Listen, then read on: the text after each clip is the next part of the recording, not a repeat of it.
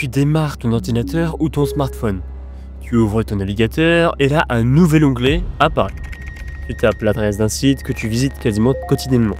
Tu n'as encore rien cliqué et pourtant, 34 connexions sortantes ont déjà été établies, voire plus. Il y a des services que tu ne connais même pas, il y a des pays que tu n'as jamais visités. Tes données sont déjà en train de partir en temps réel. Ce site te connaît mieux que ton entourage. Pourquoi? Parce qu'il sait quand tu es fatigué, quand tu t'ennuies et ce que tu fais lors de ton temps libre. Et pourtant, tu continues à l'utiliser. Aujourd'hui, on va décortiquer tout ce que ces sites savent sur toi et surtout, comment ils le savent. Et c'est toi qui vas aller plus loin dans cette vidéo si tu vas t'accompagner étape par étape dans la reprise en main de ta vie numérique, entouré d'ingénieurs en cybersécurité et de personnes qui vivent comme ton futur toi dans la conscience de cette guerre invisible. Alors bienvenue chez Optinet Security. Ce que tu vas apprendre aujourd'hui, c'est la surface. Ce qu'on t'enseigne, c'est la profondeur.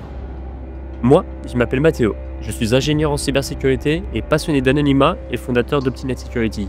Mon travail, démonter les illusions de protection, te montrer les angles morts que même les experts négligent, et former celles et ceux qui veulent sortir du modèle toxique actuel sans bullshit et sans filtre. Alors maintenant, commençons par l'évidence. Tu penses que ce site ne connaît que ton adresse mail? Arrête, c'est totalement faux. Il connaît ton adresse IP, en conclusion ta ville et parfois ton quartier ou même aussi ton fournisseur d'accès à Internet.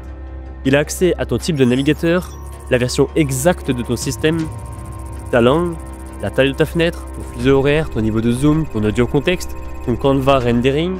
Grâce à tout ça, il crée une empreinte numérique unique, une sorte d'ADN technique. Et ce, même si tu es en navigation privée ou sous VPN.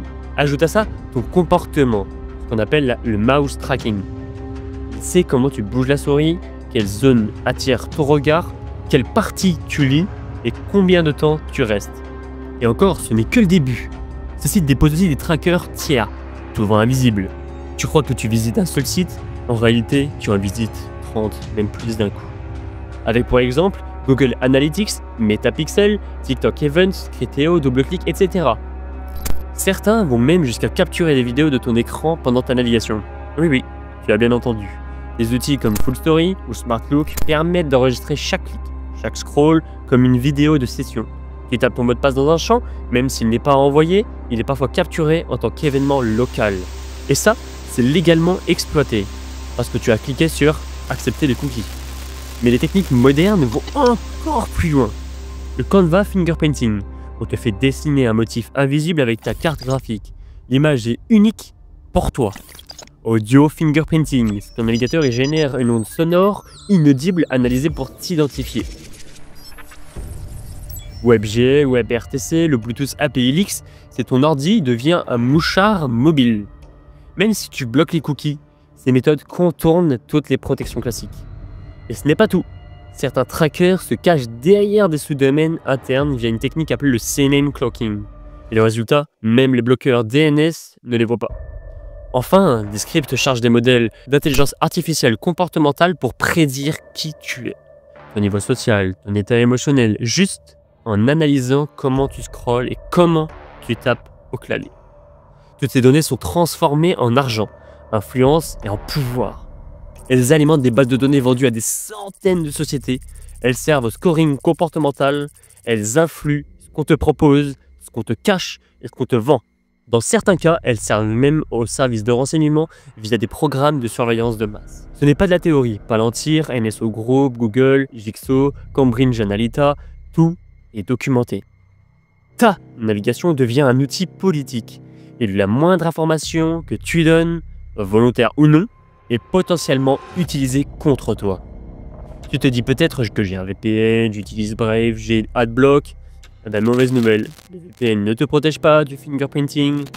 Brave est bon, mais si ton DNS n'est pas filtré, tu fuites quand même. Adblock est utile, mais il ne bloque pas le CNAME cloaking ni les scripts dynamiques. Aucun outil ne suffit seul. C'est un écosystème défensif qu'il te faut. Et surtout, ne jamais croire que parce qu'un site est populaire, il est sûr. Tu l'as vu, même un site que tu visites tous les jours peut t'exposer. Et la plupart des gens n'ont aucune idée de ce qu'il se passe en arrière-plan. C'est exactement pour ça qu'on a créé un accompagnement sur mesure, confidentiel et pour t'apprendre à te défendre sans t'isoler, comprendre les réseaux, pas jeter les outils, cloisonner ta vie numérique intelligemment et devenir invisible quand tu le décides. Tu veux avancer, mais pas seul. Tu veux comprendre, pas juste suivre des tutoriels sur YouTube. Alors arrête de freiner ta progression. Le monde connecté d'aujourd'hui, c'est une guerre silencieuse. Soit tu subis, soit tu contrôles. Il n'y a pas d'entre-deux.